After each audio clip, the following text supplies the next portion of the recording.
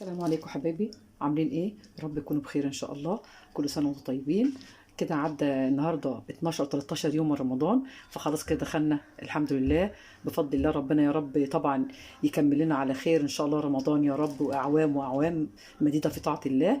كلها ايام بسيطه ان شاء الله، يعني خلاص نص الشهر عدى، فاضل النص التاني. فقلنا النهارده بقى ايه، كل سنه وانتم طيبين. خلاص كده موسم الكحك والبسكويت قبل ما نخش على 10 ايام بتاع الطاعه بقى بتاعت ربنا، فقلنا نعمله معاكم بدري كده على طول عشان ان شاء الله تلحقوا. اللي يلحق يجهز نفسه ويعمل بقى قبل 10 ايام، بيكون لازم نكون متفرغين للطاعه والعباده بقى، ما نشغلش نفسنا بالبسكويت والكحك والكلام ده كله، لا نعمله بدري ونخليه مش هيخسر، مش هيجرى اي حاجه ان شاء الله قبل 10 ايام. لكن ان شاء الله نكون مخلصين حاجتنا بقى ومظبطين نفسنا، وان ايه نتعبد بقى الله عز وجل. وربنا يتقبل منكم يا رب ويبلغكم ليله القدر ان شاء الله. فبدات اجهز بقى النهارده ان شاء الله هنعمل معاكم كيلو كحك، وتشوف الطريقه بتاعتنا الفلاحي الجميله على اصولها زي ما اجدادنا وامهاتنا وعلمونا ازاي نعمله. النهارده جبت كيلو دقيق. هاتي كيلو دقيق متعدد الايه الاغراض، او لو انت عارفه عندك دقيق الضحى، في انواع كتيره، فيكون دقيق جيد. كده يا حبايبي هنجهز حاجتنا. انا جبت، هاخد دي قالب فرن، هاخد نصه، ومعايا السمنه البلدي، فهعمل نص سمنه ونص الكيلو. طبعا الكيلو الدقيق هياخد مني، لو انا هعمل بياخد 600 جرام، هوزنهم على الميزان، هاخد 300 من الفرن وهاخد 300 سمنه بلدي، خليه نصين، وبيدي طعم جميل جدا. سمنه فرن بالنسبه للمعجنات بتبقى حلوه جدا. فانا هاخد الكيلو هياخد 600 جرام ماشي. لو انت عايزاه مش ناعم قوي هبقى 550، يعني نص كيلو و50 جرام. فزي ما انت حابه، عايزاه ناعم يبقى 600 جرام، وعلى حسب الدقيق بتاعك برضو، في دقيق بيمص وفي دقيق بيطرد السمنه. ف 600 هيبقى ناعم، اللي مش عايزه ناعم قوي خليه 550 ماشي يا حبايبي. فكده انا هجيب الدقيق واجهزه، وهسيح السمنه على البوتاجاز واوريها لكم برضو. وهنا جبت معلقه خميره فوريه، اللي عايز عجينه بلدي يعمل عجينه بلدي بقى، في اللي هو الخميره العائقيه اللي هي العاديه، الخميره بتاعتنا البلدي. انا هعمله بالخميره، ومره تانية هعمله لكم اللي هي الخميره الفوريه. انا هجيب حبه الخميره اللي هي البلدي عشان يبقى طعم الكحك الفلاحي بتاعنا اللي كنت تشميه على بعد. ان شاء الله هجيب قطع خميره حالا واوريها لكم. انا حبايبي بجيب الخميره اهي البلدي بتاعتنا في المعجنات وفي الخبيز وفي كل حاجه. هقسمها قطع وبعينها في الفريزر، ما ينفعش يتعان بره التلاجة. تاخدي القطعه اللي هتستعمليها بس، والباقي يكون متعان. فانا هقطعها قطعه، اجيب لكم قطعه حالا منها. القطعه قد عين الجمل، هقطع لكم قطعه واوريها لكم معايا دلوقتي. يا حبايبي انا قطعت قطعه اهوت على قد عين الجمل، طبعا هي لانها مربعات، فانا خدت القطعه كده اهي قد عين الجمل. ادي الخميره البلدي بتاعتنا. وده السر في الكحكه الجميله بريحه زمان، اللي ما كانش عندنا لا خميره فوريه ولا الكلام ده كله. ودي صحيه عن الخميره الفوريه كمان. دي جميله، دي حتى لو الانسان فيه حاجه في بطنه، ميكروبات، جراثيم، مش عارفه الديدان، مش عارفه ايه، حلوه جدا لو تاخديها مع معلقه سكر لاطفالنا ولنا وكل حاجه. فانا هستعمل ان شاء الله معاكم النهارده دي، ودي السر في الطعم البلدي بتاعنا الجميل. هاخدها نحط عليها 4 معالق سكر او 3 معالق سكر، ونحط عليها 3 4 معالق ميه. عايز تحطي عليها لبن حطي معلقتين 3 برضو، ربع كوبايه بس الميه، وتكون الميه دافيه. كده حبايبي هبدا احط بقى الخميره بتاعتي اهي. ادي الخميره بتاعتي الفوريه اهي، هحط عليهم 4 معالق سكر والحبه الميه الدافيه. الاول احط السكر اهو 4 معالق، ادي 1 2، هخليهم 3 معالق بس، يبقى انا حطيت عليهم 3 معالق سكر ماشي كده. ومعانا المحلب اللي بقول لكم عليه برضو بتاع زمان، هطحنها لكم برضو دلوقتي، مش هحط كل الكميه دي. انا هحط حبه محلب صغيرين، بيخلي طعم بتاع ده الكحكايه روعه. جربوا كده بطريقتنا ان شاء الله، وان شاء الله تعجبكم. والطعم مش هتلاقوا طعم زي بتاعنا، ما تقولوش بقى محلات ولا غير محلات. المحلب دي بيدوا نكهه حلوه جدا ومفيد. الكيلو من ده ب 900 جنيه اساسا، يعني الحبه الصغيرين شايفينهم دول ب 20 جنيه ماشي. فهناخد حبه كده بس صغيرين منهم، هطحنهم في الكبه واوريهم لكم. يبقى مقدرنا النهارده الخميره الفوريه عليها 3 معالق سكر، الخميره اللي هي البلدي. عندي نص الفرن، هناخد 300 جرام فرن و300 سمنه بلدي. عايزه تعمليها فرن خالص 600 جرام ماشي، عايزه تعمليه بالسمنه البلدي برضو اعملي زي ما انت حابه.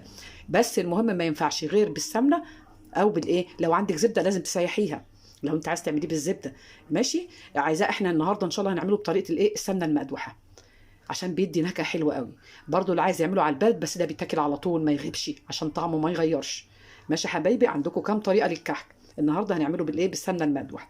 فان شاء الله هطحن الحاجات دي واحط على الخميره ربع كوبايه بس ميه، واوريها لكم لما تخمر. كده يا حبايبي هحط اهو ربع كوبايه الميه زي ما قلت لكم اهي، وهقلب الخميره واسيبها بقى مع نفسها لحد ما تخمر، وبعد كده نشوف هنعمل ايه في الخطوه اللي بعدها. هقلبها بس مع السكر اهي وميه دافيه، ماشي يا حبايبي، وسيبها طبعا ان شاء الله تبقى ايه، مش هنقول بقى باكو خميره فوريه، دي مش هتخمر ولا حاجه، ان شاء الله تخمر وتبقى زي الفل. الفها بس كده عشان تبوش مع الميه الدافيه، ماشي يا حبايبي اهي. هبوشها بس كده مع السكر واغطي عليها واركنها، دي اهم شيء. الاول بعمل الخميره وبعد كده نشتغل بقى في الدقيق وباقي المقادير بتاعتنا. ماشي يا حبايبي، اغطيها. احط الدقيق يا حبايبي بتاعه اهو. ادي الكيلو دقيق متعدي الاغراض، لازم يكون متعدي الاغراض. ماشي يا حبايبي. اول حاجه طبعا زي ما انتم عارفين هندخل الدقيق،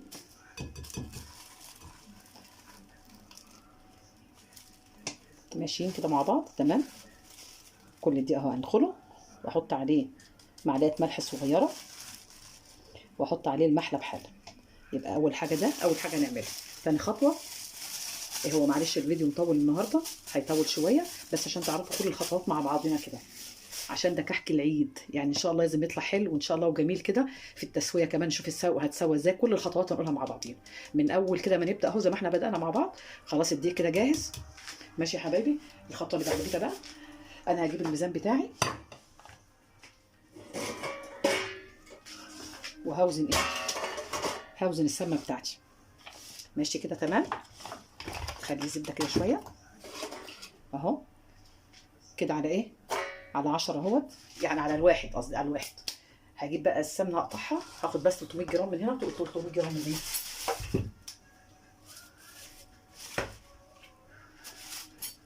ادي قطعه الزبده اهو. قطعه الزبده دي إيه كده النص كده 500 نص، لا هي إيه 10 20 30 300 جرام.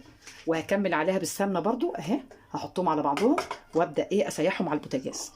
هنشوف بقى كده 600. هكمل اهو، افتح بس الايه الزيت بتاعتي بتاعت السمنه اهي. نحط كمان السمنه البلدي اهي، هجيب بس معلقه احط بيها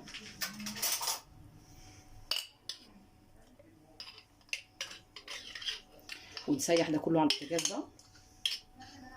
ان شاء الله تاخدوا اكل احلى كحك ان شاء الله بطريقتنا، بالطريقه الفلاحي الجميله كده. 500 على نص كيلو، هحط كمان شويه وهنبدا. وطبعا ايه صحيه عن اي سمنه تانية، احنا بنعمل خليط من السمنه البلدي والسمنه ايه اه يا حبايبي. هنكمل كمان قطع السمنه تانية، يبقى كده 600 جرام.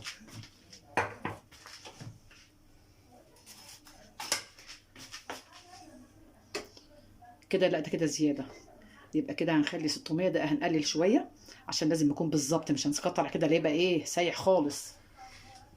كده هنشيل منه شويه كده إيه 600 كده 700. هنشيل كمان معلقه سمنه اهو، احنا عايزينه 600 كده بالظبط اهو. ماشي يا حبايبي، حط كمان حبه يبقى بالظبط اهو كده. خلاص تمام. نشوف بقى ايه اللي هنعمله. هنسيح السمنه ونبدا نشوف بقى الخطوه اللي بعدها هنعمل ايه. تمام كده. من الملبن بتاعنا اهو، طبعا ده اللي محطوط عليه ايه نشا عشان يبقى ايه ما يلزقش ببعض. هنحط برده ايه، هنسيح السمنه او هجيب معلقه سمنه حتى مش لازم اسيحها، هجيبها معلقه سمنه وايه وابدا ايه احطها عليه. معلقه سمنه بس بلدي اهي واحطها عليه وابدا اعجنه. اجهز حاجتي برده بالنسبه لايه، عايز تعمليه بالعجميه اعمليه بالعجميه، دي عجميه بتعمل بدقيق وعسل نحل، وهقول لكم برده طريقتها ان شاء الله بتتعمل ازاي. دلوقتي حطيت معلقه السمنه اهي وهبدا بقى ايه الفها بيها عشان ما تلزقش معانا، وبتدي كمان طعم حلو قوي للكعك. اعملها واوريها لكم، اعجنها مع بعضها بقى كده. هعجن السمنه مع دي كلها واوريها لكم حاجه كده. حبايبي عملنا السمنه اهي، عملنا دي الايه اللي اسمها ايه الملبن اهي، سيحته بحته السمنه اهي. نبدا بقى نكوره على حسب القطعه اللي انت عايزاها، يعني تمسك كده وتلفيها اهي. هنبدا بقى نلف كله قد كده على حسب نوع الكحكه، وهنبدا نشكلها بقى. كل ده نجهزه عايز تحشيه عجوه عليها، عايز تحشيه ملبن، عايز تحشيه عجميه، مكسرات، اللي انت عايزه. جهزي حاجتك كلها قدامك عشان تشتغلي على طول بقى في الايه، لان الكحك بالذات ده اللي بيبقى عايز شغل المناقيش بقى، وشغل كحكه معينه، رسمه معينه، فده اللي بيحتاج بس مننا شغل.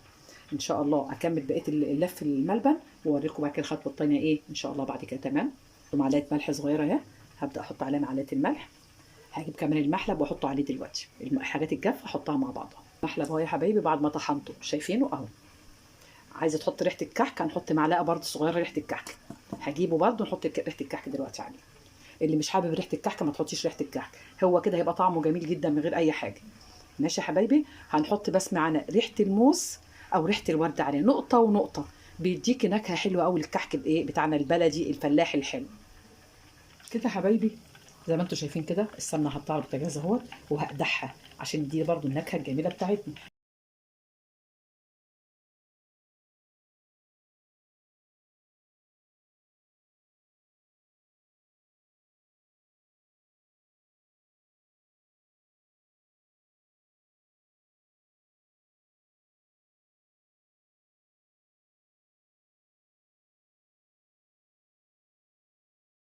معايا كده بعد ما سميت قدحت، هاخد كبشه بالسمنه اهي. ماشي يا حبايبي اهو. وهحمر فيها ايه، هحمر فيها السمسم. انا جايبه سمسم ابيض عشان برضه يديني نكهه حلوه. هحط 3 معالق سمسم اهو. ماشي، على الكيلو 3 معالق سمسم، عايزه معلقتين حطي معلقتين. ماشي يا حبايبي كده. هقلب السمسم وانا مش عايزاه يحمر، انا عايزاه يتحمص بس، يبقى لونه مصفر، مش عايزاه يبقى لونه محروق عشان ما يبوظش طعم الايه.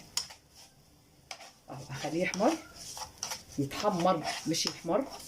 انا عايزاه يبقى لونه اصفر ذهبي كده حلو. ماشي يا حبايبي معانا كده. واخد السمنه هحطها على الايه، على الدقيق. تمام كده. كده عشان الطبق صغير على الكيلو الدقيق، فانا هفرغه في الطبق البلاستيك وبعد كده ايه اوريكم هنعمل ايه. هروح حاطه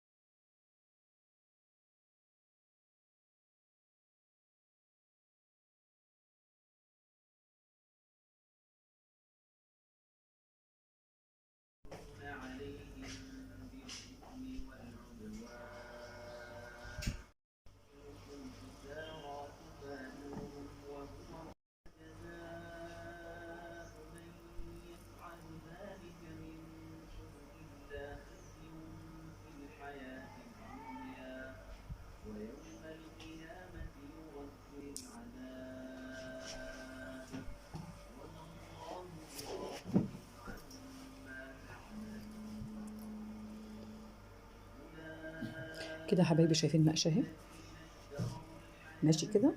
هنشتغل بقى كده مع بعضنا في النقشه كده.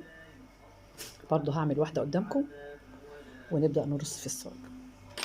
برضو هناخد واحده اهي، الكحكه على حسب ما انت حابه.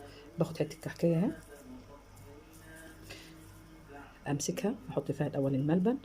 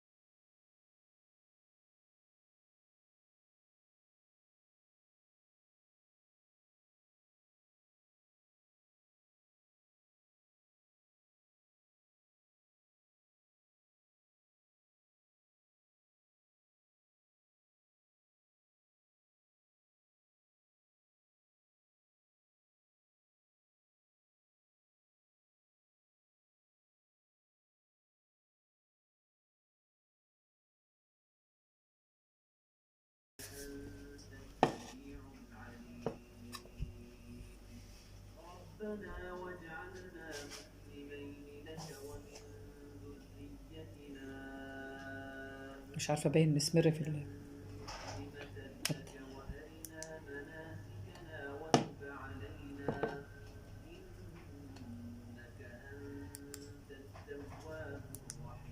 اكمل واوريكم. نقشه برضو حبايبي اهي من النقشات. وبص بسم الله ما شاء الله النقشه طالعه حلوه اهي، ما عملتش اي حاجه. بتعملي 3 خطوط وثلاث خطوط في الوسط، 3 خطوط بالطول، برضو بتدي نقشه شكلها جميل. او هنعمل برضو منها حبه كده، وكل نقشه بعملها هوريها لكم. اول حاجه بمسك العجينه اللي هنا اهي، اعملها كده اللي هنا في ايدي اهي، وبعد كده ابدا اجيب الحته الملبن برضو تاني اهي.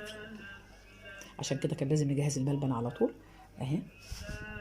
ماشي يا حبايبي، العجينه زي الملبن في ايدي حلوه جدا اهي. ابدا الفها اهي العجينه اهي، بص ومش بتشق اهي ولا حاجه. ماشي كده حبايبي. هبدا بقى ايه، اعمل زي ما انا قلت لكم 3 خطوط اهي، ومش هيطلع في من اشول حاجه. 3 خطوط كده من فوقها، 3 خطوط كده. خلاص كده معايا كده. هاجي من هنا برضو نفس الشكل عكس الخطوط دي هعمل اهي اهي اهو، برضو عكس دي هنا عكسها، برضو نفس الشكل اهو، برضو نفس الشكل. امشي كده اهو، واحده عكس واحده اهي، تطلع بالشكل الجميل ده. ايه رايكم اهي؟ بصوا كده حبايبي، ادي الصاج اللي احنا عملناه اهو. بص النقشه بتاعته شكله حلو جدا. وبص النقشه ثابته الحمد لله، ما راحتش ولا حاجه. هو خمر دلوقتي، هدخله بقى الفرن ونشوفه لما يستوي. والتاني اهو لسه بكمل فيه اهوت اللي انا عاملاه بالبصامه. وبرده هنا اهوت لسه بكمل برده نقشه تانية اهو يا حبايبي اهو. هكمل بقيه الصواني دي واوريها لكم ان شاء الله حالا.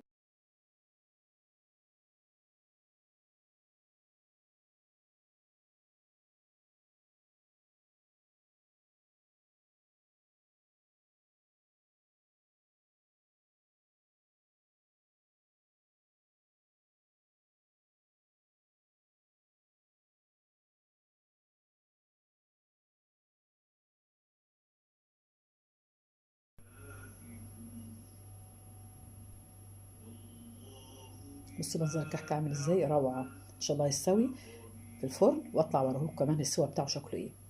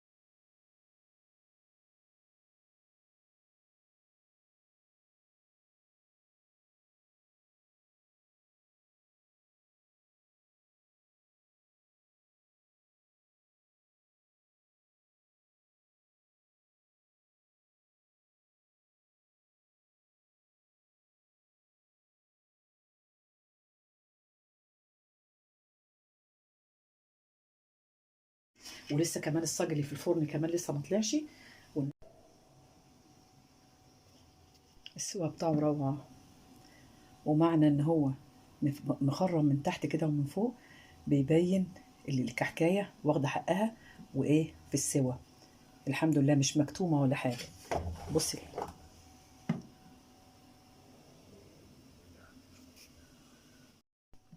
بص قلب الكحكايه عامل ازاي، بص مفرغه مش مكتومه ازاي. والملبن مش هقول لكم عليه، دايب فيه دوب. كمان لازم تكون الملبن اللي بتجيبيه نوع نظيف. بص عامل ازاي، سايح في قلب الكحكايه ازاي. بص اهي الكحكايه مش مكتومه وجميله ازاي اهي. بسم الله ما شاء الله عليها. مش عايزه افتح تاني برضو اهي. بص الكحكايه مستويه من فوق ومستويه من تحت. بسم الله ما شاء الله. خلي النار متوسطه عشان ما ايه ما يلسعش منك على طول. الكحك انا كنت بسحر، ما صدقت ان هو طلع. كنت عاملاه بالليل، مسوياه بالليل على الساعه 2 او 3 قبل ما ابني الصيام. فرحت واخده لي واحده. الطعم مش هقول لكم على الطعم، روعه روعه روعه، بريحه الموز وريحه الورد. بتدي نكهه حلوه قوي قوي مع المحلب. اعملوا ان شاء الله الطريقه بتاعتنا، ان شاء الله هتدعوا لنا باذن الله. الطريقه حلوه جدا. لسه بقى اوريه. وادي الكحك بتاعنا يا حبايبي اهو، يا جماله وحلاوته وتسويته. كحك الفلاحي فعلا ده. بص عامل ازاي الكحكايه هشه. بص معناها التخريم اللي تحتها ده ان هو ايه مستوي وخميرته حلوه والنقشه بتاعته جميله ما راحتش، والتسويه روعه، والريحه والطعم ما اقولكوش عليه. بالمكونات الثلاثه اللي احنا حطيناهم قلت لكم عليهم، اللي هو ايه، المحلب وريحه الموز وريحه الورد، خلوا الكحكايه ريحتها وطعمها والقرمشه بتاعتها خطيره. وانا وريت لكم واحده، فتحت لكم واحده. بصوا يا حبايبي تاني برضو اهي الكحكايه، عايزه افتحها لكم اهي. انا هفتحها بالسكينه عشان نشوفها من الهشام بتاعها اللي جوه. بص كده يا حبايبي، هفتح الكحكايه اهي واوريكم. بسم الله ما شاء الله عليها. بص الكحكايه، بص الملبن عامل ازاي، بص الهشام بتاعها عامل ازاي، والملبن روعه. الملبن فيه دايب، دايب من جواها كده. بص الملبن يا حبايبي، بص الملبن عامل ازاي جواها بالطريقه اللي احنا عملنا بيه الكحك. بص الكحكايه ناعمه ازاي بالمقادير اللي احنا قلنا لكم عليها. ان شاء الله تجربوا الطريقه دي وهتعجبكم. انا مستحرمه انا فرفه الكحك بصراحه، يعني هاكلها حالا برضو، لسه شارباها مع كوبايه شاي. ان شاء الله تعملوا بالطريقه بتاعتنا، وحلو جدا جدا. وان شاء الله يعجبكم. وهرش عليه قدامكم حالا، هرصه واحط عليه الكحك قدامكم اللي هو السكر البودر، وهعمله معاكم حالا. ده الكحك يا حبايبي اهو، برصه في الطبق بنقشتي بقى كده البسيطه دي اهي. هنرش عليه كمان السكر حالا بالتشكيله اللي احنا عملناها.